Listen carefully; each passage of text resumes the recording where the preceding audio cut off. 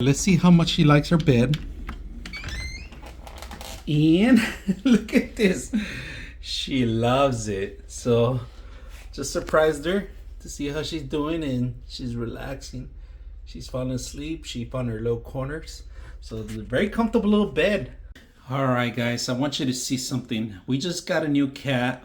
It was a cat distribution system that I ended up getting it. I got it through in my car engine, to be believe it or not.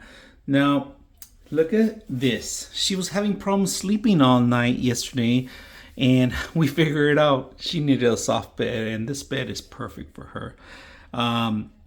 She's been quiet now, doesn't make any noise, and she's very comfortable.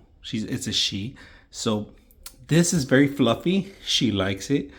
She likes to be in the corners. And this could be for small puppies, but we made it for cats in this case. She loves it so much. She moves around on it, and you know, she actually scratches it and falls asleep in every corner. So what do you think, Lint? You like it? Lint likes it.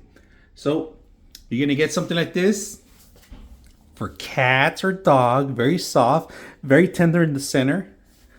Perfect for you guys. Hope you guys enjoy the video.